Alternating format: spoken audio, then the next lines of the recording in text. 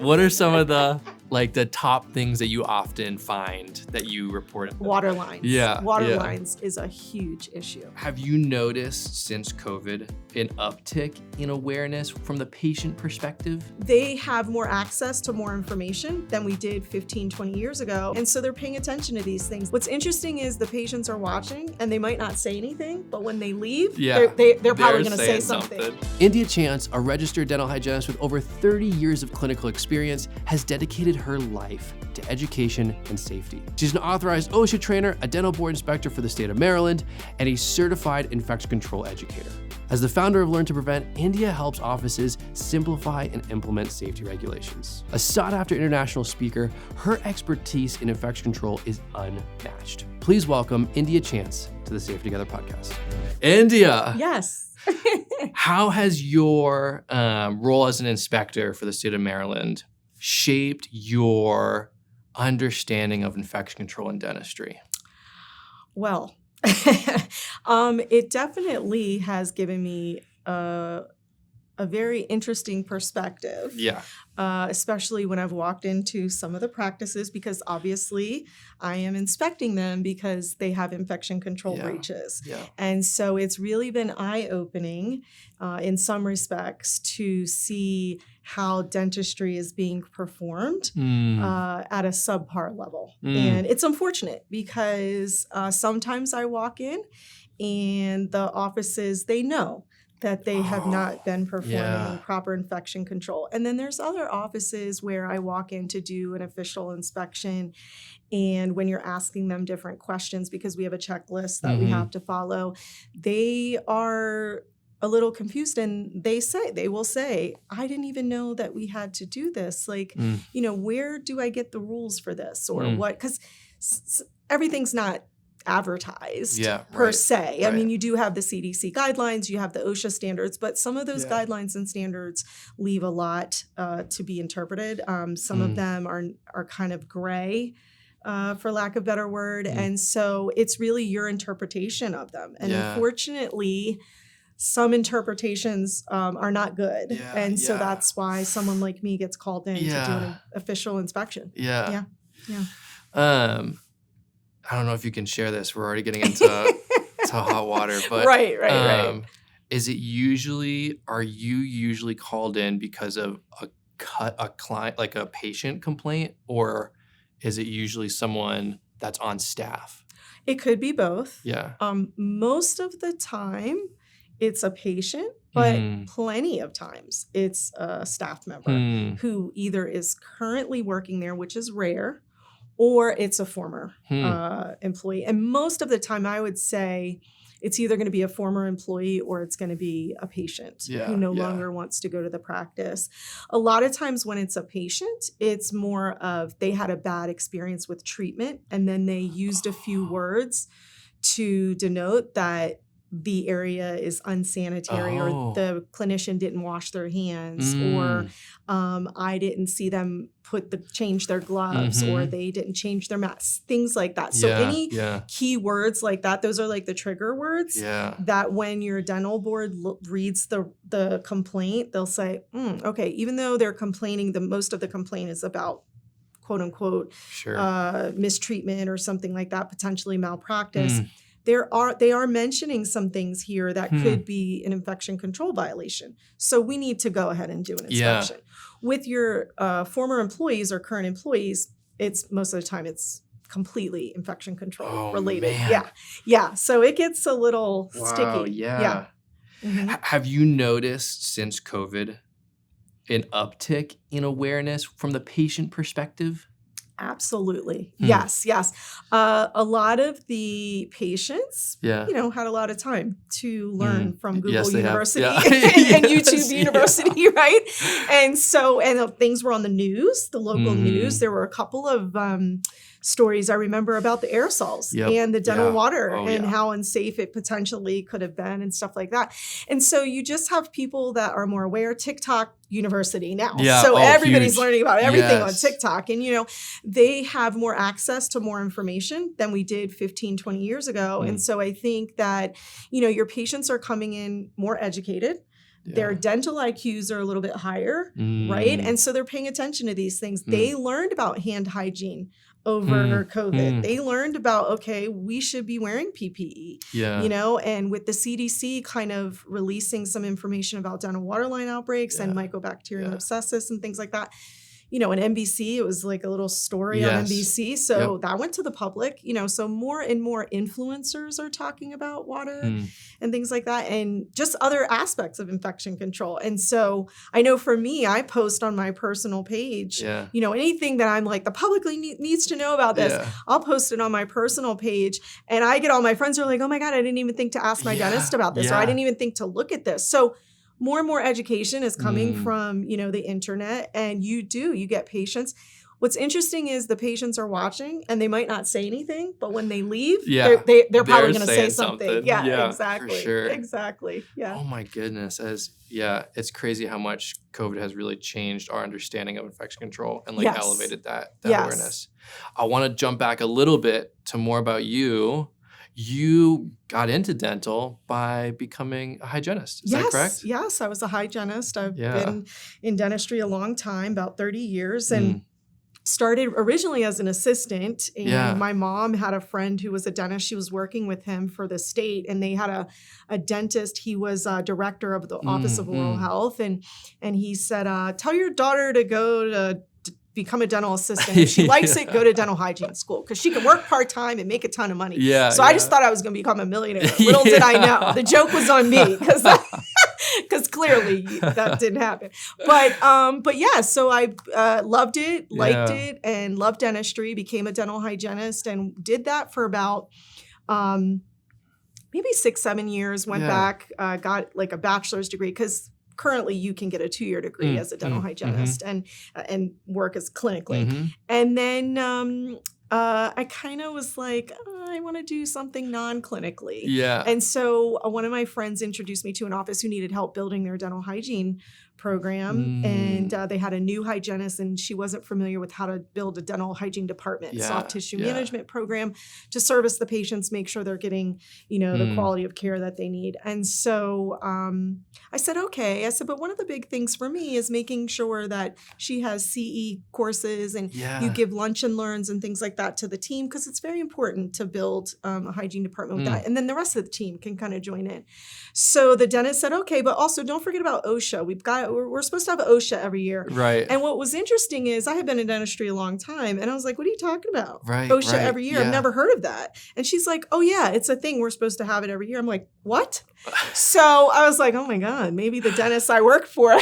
You're like, oh my God. And looking back, I'm like, we were so non-compliant, like the offices I worked in.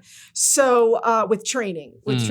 And so I called the local OSHA trainer, and she happened to be a dentist, and she no longer saw patients. And we had this big, long talk, and I'm like, okay, great. You're going to come in the office. And at the very end of the conversation, she said, what's your end game? And I thought, that's a trigger word for me. That's like a buzzword. I'm like, well, what do you mean? And she's like, well, I'm going to retire, and they're going to need somebody in the local dental community to do. And I said, wow, okay, this sounds like something I might like, because the reason why I liked it is because I could go in, train, and then I can leave. I don't have to be the consultant that stays with somebody for 6 months. I wasn't really into all the office politics, and really I didn't like, it was a little sticky for me. And most consultants, you become like a therapist. You become like, you're everything to these And not that I'm not, but it's like, it's not as hands-on and with like the day-to-day. And I thought, oh God, this is right up my alley. And you have to follow the rules, which I've always been a rule follower. So I'm like, oh my God. And it's like the clouds open up. I'm like, you know, so I just dove right in head first. I got introduced to ADS, Association for Dental Safety. At the time, it was called OSAP. And it was like, I mean, I was like a kid in a candy store when I discovered OSAP at the time. And I just went full speed ahead, jumped right in. I got introduced to ProEdge because of OSAP at the time. And a gentleman by the name of Mike Rust, who's such a cool dude. Shout out to Mike. And it just kind of went from there. And so COVID happened, that was around 2017. I was in it for about 3 years, and COVID happened, and the business just exploded. And it's been great ever since. Yep. So that's the been my infection journey. control space benefited from everything that went down. It almost sounds, it was such a natural progression for you, but it felt like you have like a natural lean towards infection control. You said rule following, which I love that. Yes. And so was there always, even as you were leaning into the clinical side of being a hygienist, was there always like a natural lean towards the infection control side of what was happening? Yeah, very much so. In dental hygiene, we are educated from a prevention model. Dentists, more so, it's disease treatment model. So after the disease is there, the dentist kind of comes in and deals with the issue. With dental hygienists, our whole focus is preventing disease. Yeah. And so infection prevention and control was just really a natural progression. We get a lot of education around infection control during our program.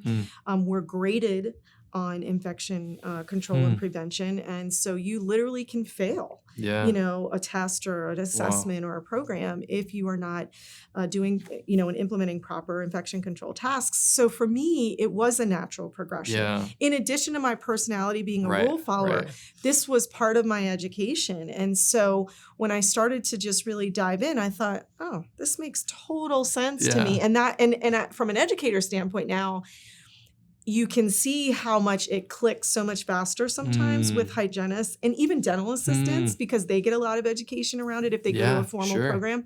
And it's not that the dentists don't get it. It's just they have so much other stuff that they have to focus on. And so you can see how it's just a natural progression for a hygienist to be like, oh, yeah, okay. So the hygienists are like, infection control coordinator, totally my jam. Check, I'll do that. So yeah, definitely. Anytime we talk about infection control coordinator, I'm always like, let's pause and let's educate on what that is. Yes. So an infection control coordinator is somebody that is in the practice or the dental setting that is in charge of the infection control program. So it could be a clinical team member, which is what I always recommend. But sometimes it's an admin team member. But I lean more towards the clinical because there's a lot more clinical tasks. Sure. Yeah. And it can be the dental practice owner, the dentist. It could be the hygienist. It could be the assistant. It could be the sterilization tech.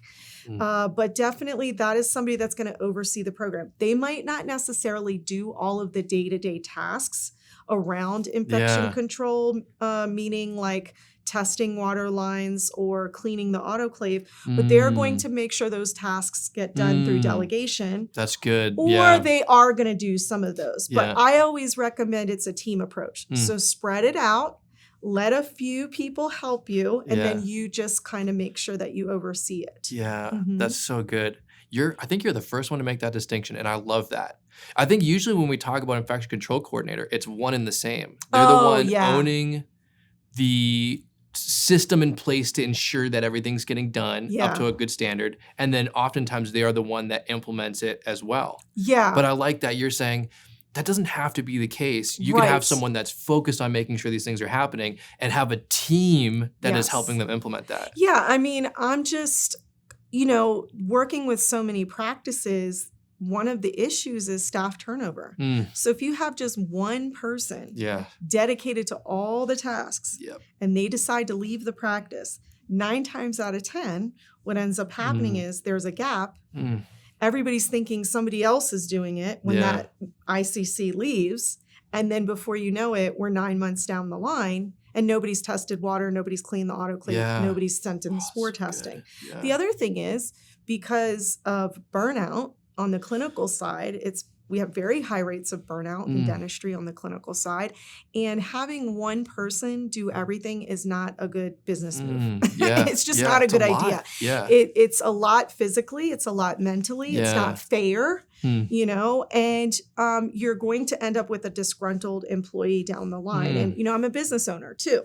So I look at all of these aspects and I'm like, hey, also, we are trying to create a safety culture or a culture of safety. And so if we just have one person that's solely focused on safety, then you're not really creating a culture of it. You're just creating a role. And that's not what we want. And so I'm a big fan, and I tell all my clients, and I tell my hygienist, because I'm a hygienist, and we can be a little diva sometimes. And I know my hygienist watching this, they're going to be like, India, what are you saying? But no, sometimes we can be a little diva. Like, I'm the hygienist. I don't do these tasks. And I say, no, you are a hygienist. You're a licensed healthcare provider. Your operatory is like a practice within a practice. Yes. You take care of your operatory. So therefore, you need to test your water lines. You need to clean the suction. You need to take care of it as if this is your own practice. And what that does is that educates the clinician. It makes them take a little bit of accountability. You buy in to the culture of safety, and you are participating in delivering safe dentistry that kind of ripples out to the rest of your community, your surrounding community, and you're making a difference in the community. And so even with the assistants, you take care of your operatory, hygienists take care of their operatory. If there's a sterilization tech, if there's a dentist who's an associate, hey, I want you to participate a little bit too. Hey, doc, you're the owner. I want you to participate in a way too. So I try to make sure that it's a team approach, because that way it's a system that's in place. And then when somebody leaves, the system doesn't break. We still have a system. Somebody can just step in and then they can do that task until we hire somebody else, and then they step in. The other nice thing about implementing a system for infection control is when you have a new hire, let's say they come with a little bit of different experience than the rest of the team, whether they have experience or whether they have no experience. When they come to Dr. Smith Dentistry, it doesn't matter how you did things at another office. It doesn't matter if you were working at Subway Sandwich Shop last week. This is how we do things here at Dr. Smith's office. And so this is the system we want you to learn. And it's according to the rules. It's according to the guidelines. And now what you're doing is you're creating that culture of safety, because a lot of people bring what we call legacy errors to the office. And then they teach, they bring those in and everybody's like, oh, and they're like, no, this is how we did it at Dr. Miller down the street.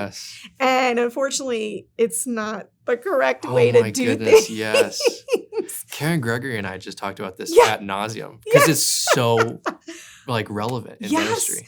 I mean, I walk into offices and a lot of times they're new clients and I'm like, well, who taught you? Why are you guys doing that? It's like, it's how we always did it. The assistant that used to work here 3 years ago said, this is how you do it. And I'm like, actually, this is not how you do it. You can literally get reported for this, or this just isn't how you do it. You shouldn't do it like that. So having a system in place allows you to really kind of prevent legacy errors from coming in.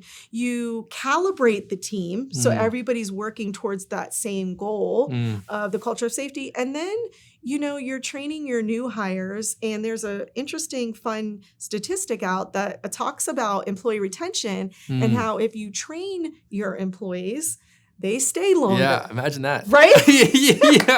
So if you give them some training, they tend to stay longer. And with all the workforce shortage issues we're having, it's you so want to retain. Absolutely. Absolutely. I love... you hit on some things that are just so good. And just as you're building a system, I love that it cultivates buy-in. Yes. And I think it cultivates community around this thing. Absolutely. Because I feel like oftentimes people get tasked with infection control and it can feel very lonely. I'm the only one that's responsible for this thing. And it's I don't know where to start or what to do or how to get buy-in. And so when you are changing that perspective on, okay, we're going to do a system and everyone's going to play a role in this. Well, now everyone's bought in and everyone's a part of what's happening. I mean, even the administrative team, I make even the administrative team do tasks. That's so good. I don't play around. I go in for training and we're chit-chatting and I'm like, who's doing what? And I will walk into offices where they're like, oh, Sally does it. Oh, Sally does it. How's that? And when I start to see that, I say, hey guys, we have to kind of spread things out. Sally's doing a great job, and this has nothing to do with your ability, Sally. But we need to take a few of these responsibilities off your plate because we need, like you said, community buy-in. So my admin teams, your job is going to be to make sure that everything is clean and sanitary in the in the reception area. You're going to make sure there's tissues, hand sanitizer. You're going to disinfect up here. So I make them. And what's nice about the admin team attending infection control training is they get an understanding of everything we have to do on the clinical side. Because a lot of them don't have clinical experience. So when they go to schedule a patient, and they say, okay, and then they have like, maybe they have a 15-minute break between, oh no, we've got to put a patient in there. Well, wait a minute, we can't put a patient in there because they need that 15 minutes to turn over the That's operatory. So good. Yeah. Right. So it's good. It gives them a perspective. And I've had so many admin team members come up to me and they're like, oh my God, we never realized like everything that they have to do to make sure that the operatory is ready for the next patient. I'm like, it's a lot of work back there. It's not just like, the dental procedures. It's everything after that to make sure that the room is safe for that next patient. And so it elevates the admin team's dental IQ too. So it's really nice. It really does. Yeah. And it's very effective, very successful. And I have a lot of infection control coordinators that come up to me. They're like, oh my God, thank you. Because I was like, I was burnt out. Yeah. I get to share this with people that I care about and they're part of it with me. That's so good. Yeah. They're not burnt out anymore. Yeah, so that is good. awesome. I love that. Yeah.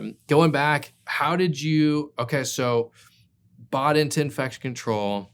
Now you're working with ADS and you're partnering with them. Okay. What's the jump from that position to now you're a state inspector or inspector for the state of Maryland? Right. How did that happen? Yeah. Well, I was seeing clients, my business was growing. I was on like social media. People started tagging me in like groups and stuff because they, people in the industry got to know me because I would do like webinars. I would go do speaking events and stuff.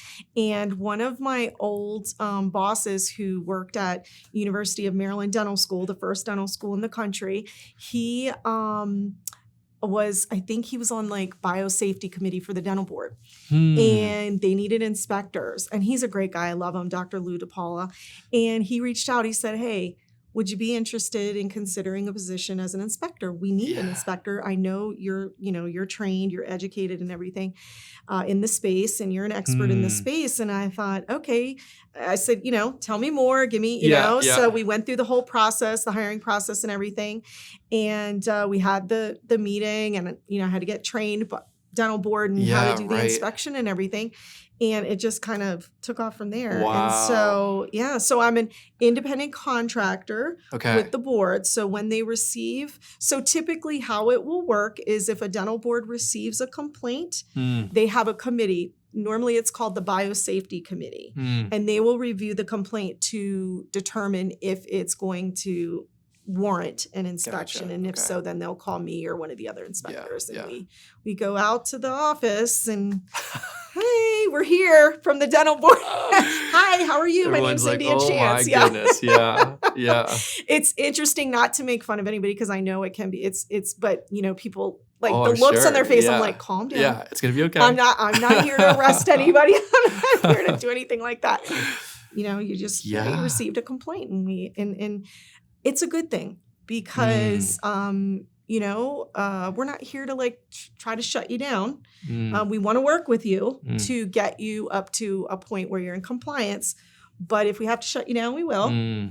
But that's not my decision. I don't make that decision. I'm just the eyes and ears for the board. And then I submit a report. I develop a report, submit it, and then they take it from there. And there have been cases where offices do get shut down. And then there have been cases where the dentist has been put on probation. And then we do like random inspections quarterly, periodically. And then there have been cases where they're just immediately closed because it was a disgruntled employee. Yeah. Okay. And I didn't really find anything that maybe warranted them to take further action against the dentist. So it does depend on what I see. But, and I try to like calm them down and stuff because they start scurrying and you'll see people putting on utility gloves and they're running around and getting everything. I'm like, calm down. Don't worry. I don't want anybody having a heart attack. I have to do CPR here. Yeah, calm down. Right. And I try to just be, calm and just nice to people and everything. Because at the end of the day, this is really about helping you to be better so that you are not a detriment to the community at large, because this is really a big issue. You are treating people in the community and you need to do it in a safe manner so we don't have any outbreaks, so we don't have any people sick, so we don't have any people that, potentially pass away. There have been incidents where, you know, they've passed away from waterline issues and not disposing of certain single-use only items, and they've gotten heart infections and they pass away. So this is really about saving a life and protecting people. Yeah. And that's my job. And that's what I try to encourage them, like, hey, don't worry. Yeah. We're here to help you, but you got to do the right thing. Yeah. Oh, you know? for sure. Yeah. That's such a balance that or like a tension you have to manage, I feel like. And you're coming in, I'd imagine everyone's like defenses go right up. It's like, oh, she's here. Yeah. So how do you, I guess, how do you build trust with them? Because part of it's like, I'm not here just to like check, like whatever. I'm here. I want to elevate your standards so you can serve the community more powerfully. Well, it's tough because I have to maintain, I'm there on behalf of the board. So I can't be your friend and I can't tell you what to do to correct everything. I'm not wearing my consultant hat. I'm wearing my inspector hat. But I try to go in, because you're right. Immediately you can just see it really in their facial expressions. You could see it in their body posture. You can see that sometimes they'll get nervous and you'll start seeing the auxiliary staff just running around. Like one of them, I went in, like the manager just ran into the parking lot because there was an employee coming in, and she's like, and I'm like, you know, calm down, you know. So what I try to do is immediately I come with the softer tone, you know, assertive, strong, but like a softer tone. It's okay. We're just here, you know, we're here to inspect. You got an inspection or you got a complaint submitted. You know, this is going to be an easy process. Are we allowed to enter? Because you always have to ask if you're allowed to enter, because they can tell you no. Really? Yes, they can tell you no. Interesting. I'm sure that would not. So they can deny entry. No, not at all. So I always tell all of my clients, if a dental board inspector or an OSHA inspector, any inspector walks in, do not deny entry. You know, that's your right. Because I've had some dentists, you know, ask me, well, aren't I allowed? Yes, but that's not recommended because they don't like to come back, and that doesn't look good. It's not a good look. So we have to ask, are we allowed to do the inspection? And then when I'm going around, I'm asking, okay, so what is your name? And, you know, and if I see that they're nervous, I'll say to them, you know, don't be nervous. You know, I'm here. And I try to be a little, you know, make it light. You know, I try to, it's just my personality. Like, if I can make a quick joke, I will, just to get people laughing, and then people kind of calm down, and then they're a lot more helpful too, and they're not running around. Because sometimes when they're nervous, they're like, "Oh, I don't know where it is." I'm like, "Okay, calm down. Think about where the documentation is, and then just go get that. I'm going to go inspect this part of the office, and then you go get that." Calmly go get that, and then you can see their brain is able to work again and stuff like that. Because as a dental board inspector, I'm allowed to look over the whole office. I can go anywhere. I can go in the refrigerator. I can go, like, if it's a dental materials, so I go into their break room refrigerator to make sure they're not stocking dental material. Like, I can go anywhere, open any drawer. OSHA, it's a little bit different. They just focus on literally whatever area is written in the complaint. But as the dental board inspector, we go anywhere. And that's part of what the dentist agrees to when they apply for a dental practice owner license in their state. So we go in. Is that state specific? It can be. Okay. It can be. In my state, I can go all over because I have a checklist that basically takes me all around the office.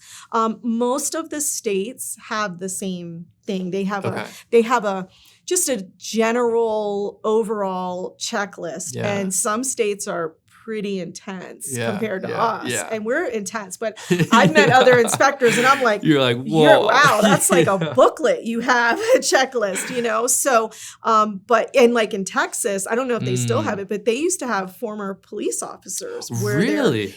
So I don't know if you know Dwayne the Tooth Cop. So he used to be a board inspector and it was because he was a former police officer. And I'm like, oh my gosh, wow. Like that would make me scared, you know what I mean? So, I think, and then there's other states who the inspector doesn't have a clinical background. They work for the state. They're trained. They're trained in what to look for. They're trained in how to conduct an inspection. They've been involved in doing inspections and stuff like that. So they're not necessarily a dental healthcare provider background like I am. In our state, they pretty much try to get someone who has a dental healthcare background in order to be the inspector. And we travel with somebody from the state, from the dental board, to go in with us, so we're not by ourselves and stuff like that. So, when you go in, I love all these questions. What are some of the like the top things that you often find that you report up to? That's like. I will tell you a big one, and I'm not just saying this because this is your podcast, but water lines. Water lines is a huge issue. No testing. No monitoring. No concern whatsoever for the water. That's a big one. How often? No recording, documentation, things like that. How often is it because earlier you're saying there's like the, oh, I know that I'm supposed to be doing this and I'm not doing this. And then there's like the, oh my gosh, like I had no idea I was supposed to be doing something like this. I would say there's maybe 50-50, 60-40, something like that, leaning more towards the I didn't know I was supposed to do it. Now, the offices that I walk into where they are familiar, they're just not doing everything. So maybe they're using a waterline treatment. But maybe they're not testing. Sure. Maybe they're testing, but they're under the impression that they don't have to treat because they're using distilled water. Or we have a filter. Right. So I'll get that, like, oh, you know, it's so funny because we're, we have a filter. I'm like, oh, you have a filter. Well, bring me to the filter, please. Right. You know, and so I talk, and because I have the inspector hat on, I can't say, oh my God, no, you've got to do it. So I digress. I bite my tongue, but I'm like, okay, so bring me to your filtration. You know, and they're very proud of the filter and their filtration system, very proud of it.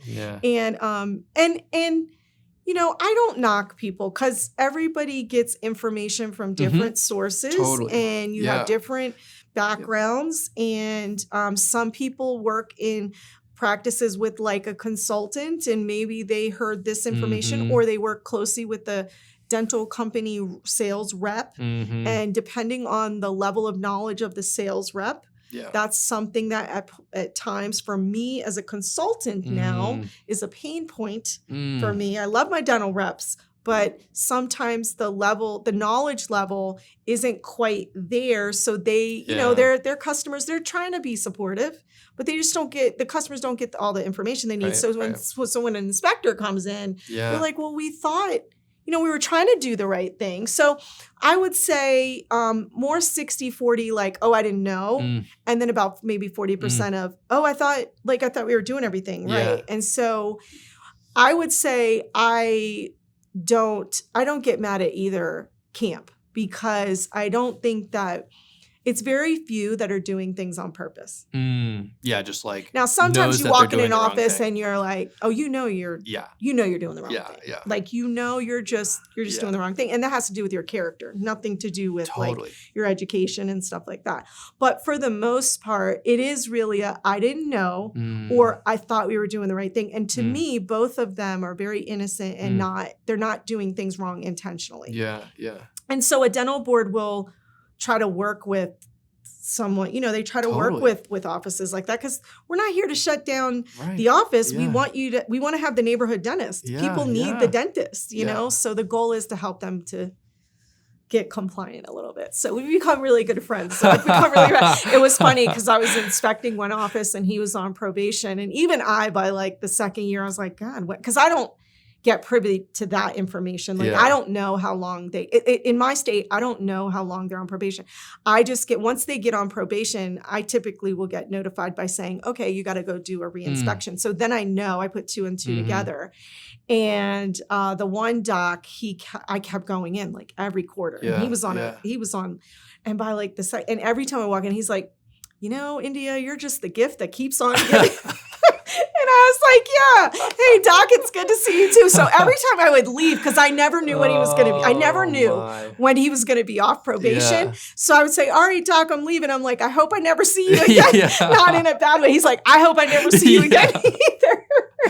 Oh my goodness. So pretty funny. What are a couple other areas? Sterilization is a big area, not spore testing on a regular basis. So maybe they're sending in spore tests periodically, but not weekly. like the required. They are not performing autoclave maintenance. So I will say that waterline testing and sterilization are really big areas that practices need to be paying attention to and doing, because those, what I've found, even with talking from with other inspectors from other states, if a complaint mentions anything about those two areas, it's like an automatic inspection. Wow. Okay. So it's a big deal. It's a big deal. And so sterilization, rightfully so, because you could be using dirty instruments or, on a patient. Totally. So that's a health hazard. And then water lines, because, we know it's dangerous, right? Other things, documentation. That's the third one. Those are, if you're not recording and documenting things that you need to document, because if it's not written down, didn't happen. It doesn't matter if you've told me, no, we do it every week. Okay, great. So we have a question on our list where it says, are they doing it? Is it being recorded? No. Oh. So you'll still get in trouble. Wow, yeah. So that a lot of times will trigger a probation because we don't know. You could just be saying that because the inspector's in the operatory. Totally. I mean, in the office. And so I would say those are the three biggest areas. Wow. Water line, sterilization, and record keeping is the biggest areas. And I've even had it where offices are doing everything clinically right, but their documentation wasn't there, and they still got put on probation. Wow. Yeah, so it's a big deal. Yeah, you got to document. And most of the time, like OSHA, some of their standards are you got to keep everything for 5 years. And so that's kind of across the board. You just keep everything for 5 years. And then there's some stuff with OSHA, it's like 30 years, right? Yeah. But most of it is like the last 3 to 5 years. But it depends on your state, because some of your states might say, no, we want it for 7 years or whatever the case may be. So you do have to check with the state. Yeah. You said, I love this. So you said, most offices are trying to do the right thing. They are. And it's either they just don't know or they think that they're doing it but not quite up to par. So shameless plug for you. The importance of a consultant or a coach or just education webinars. Yes. Just getting that person that can help you navigate what you don't know is so important. So tell me a little bit about how Learn to Prevent came about and how that serves that need. Yeah, so Learn to Prevent came about because, like I mentioned earlier, my local OSHA trainer was retiring and she said we would need somebody in the community. And so I just thought, well, okay, good. And I was looking to do something non-clinical. And so, like I said, I dove right in and I ended up getting, referrals from colleagues, hygiene colleagues. And I went in and what I realized was, the dental community needs a little bit more support. It can't just be where I come in and just do a training.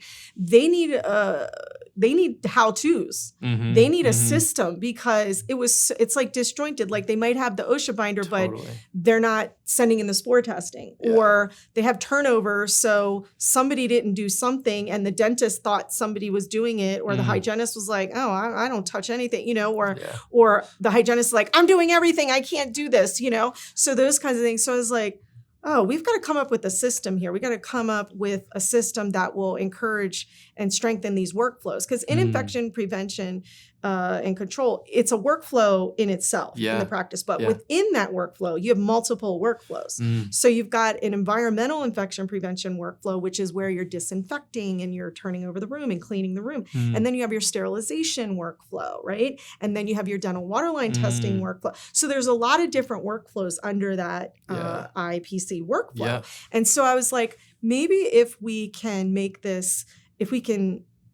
it systematic, it will be easier. It will be sustainable, regardless of whatever's going on, budget, staff turnover, whatever the case may be. And it will just be easier. Because we have so much to do because our first job is to take care of the patient. But in order to take care of the patient, there's all these other ancillary things that we have to do. But also what I began to realize is I thought, oh my God, people are working in unsafe environments. We've got to get the system strengthened because you have clinicians working in an operatory that's so filled with bioburden it's like could affect their health too. Yeah. Right.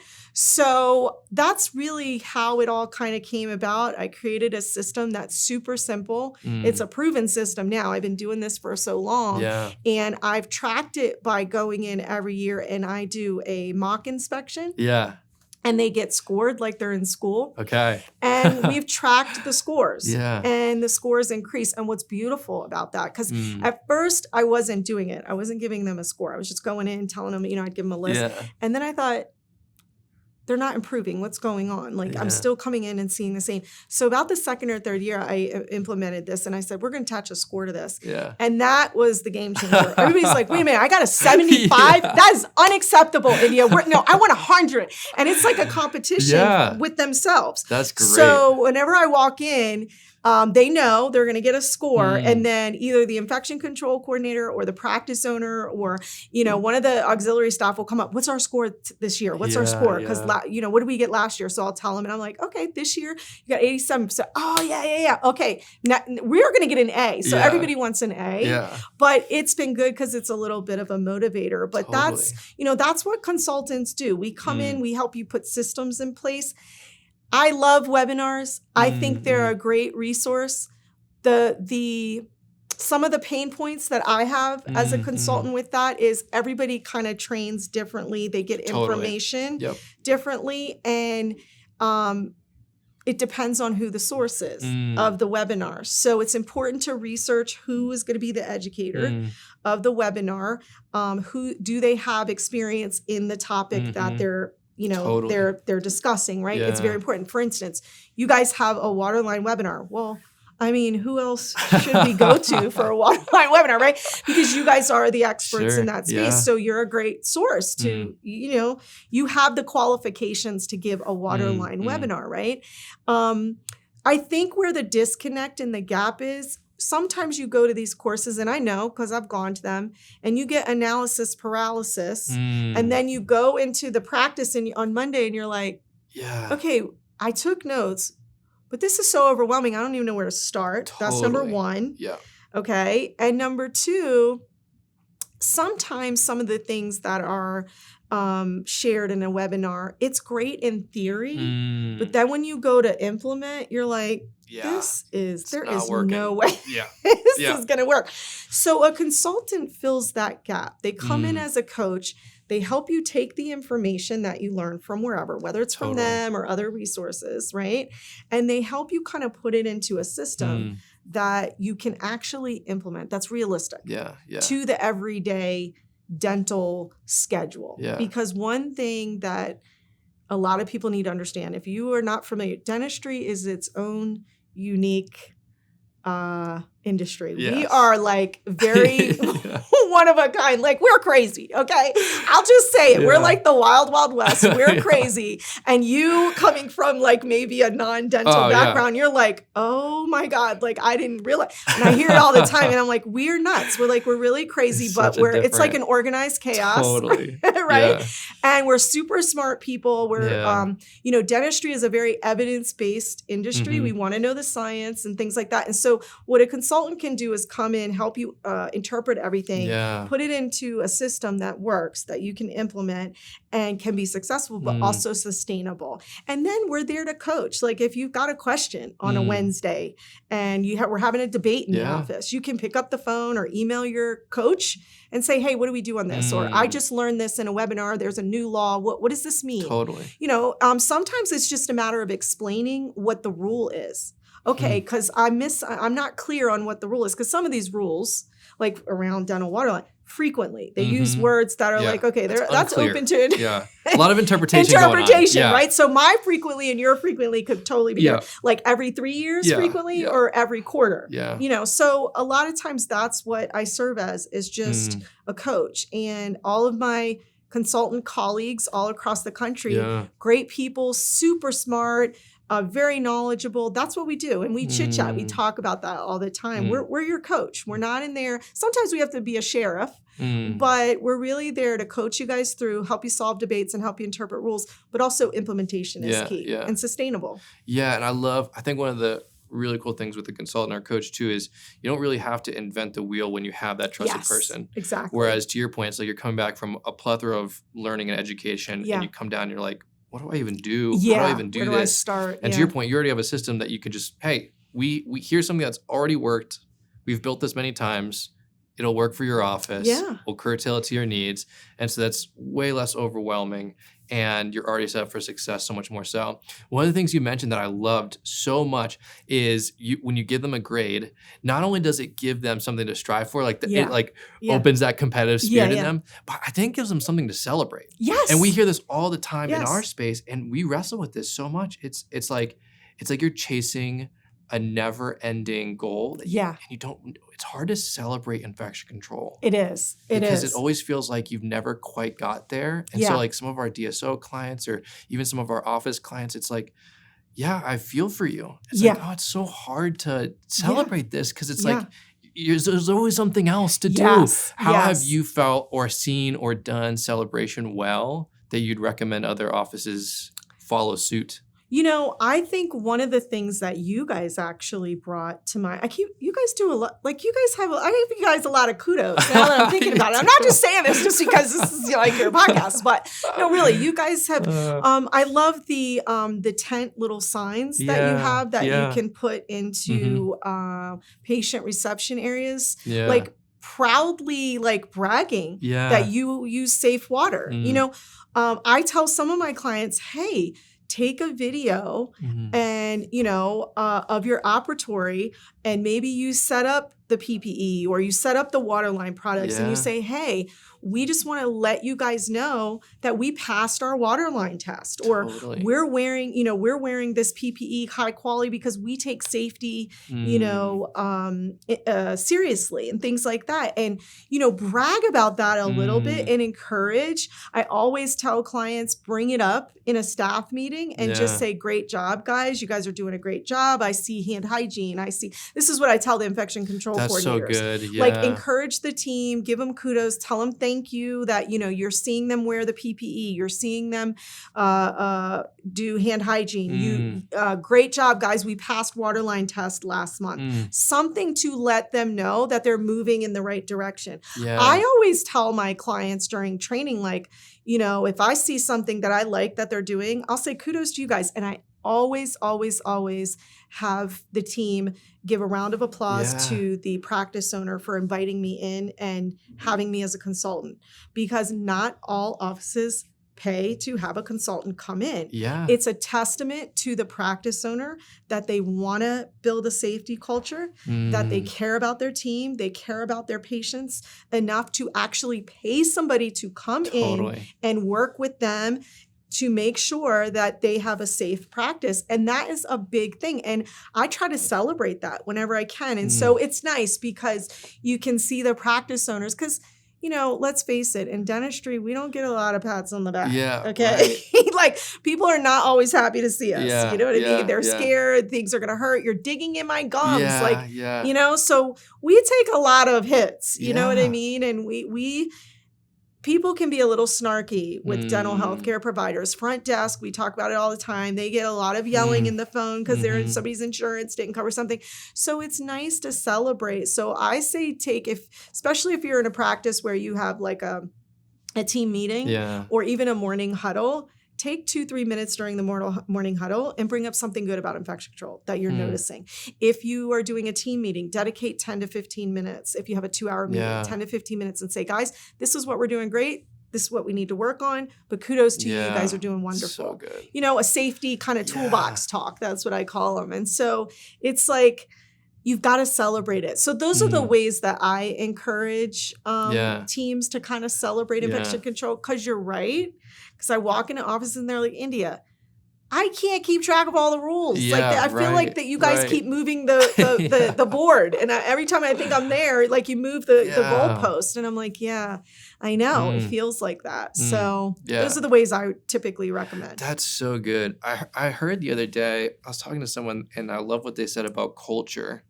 They said culture is often what is rewarded and what is discouraged. It's like how you shape culture. And so it's so cool hearing you talk about like, guys, like we're doing it. Yeah. Like you're rewarding and encouraging what you want to see more of. Yeah. Or having the harder conversation and say, hey, we need to work a little bit more over here. Right. And so it's that's so important. Yeah. But I love that's so cool to influence that in the team meeting. Because it really does bring awareness to it. Yeah. And elevate it and get the team excited about it. And there are things that are totally worth getting excited about in infection control. It's like, you guys are keeping your patients safe. This is so cool. Yeah. And, for practice owners, it's important to make infection control top of the list. Yeah. Because there are team members that will leave if you don't have a strong infection control program.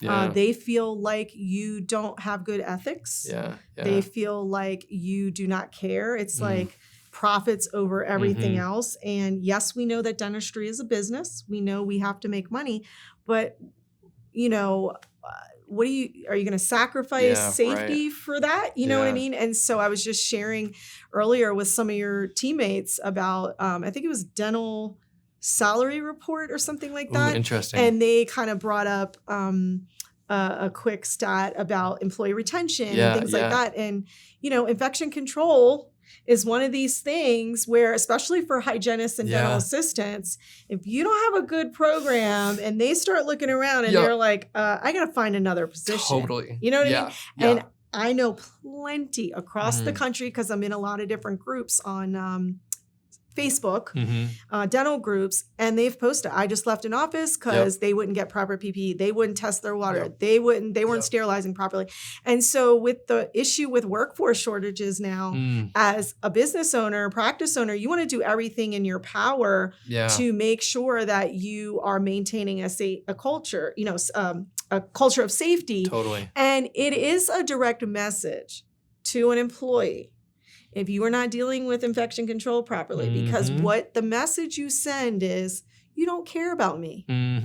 Forget the patient. You don't care about me. And I'm coming in here every day and I'm seeing these patients. I'm helping you build this practice. I'm doing my part, and you don't care about me. And so now people have no problem with leaving and sharing it on social media. I've had to talk so many people off a ledge of reporting the practices, because I'm like, wait a minute. One of the questions, at least in our state, when you go to fill out a complaint, it will ask you, have you talked to the practice owner? Or did you tell anybody that works at the practice? Yeah. So I think it's only fair, before you report a practice, you should mention it. Because so many times I've walked into practices and the dental practice owner literally does not know, is not aware. Yes, it's their job. They should know.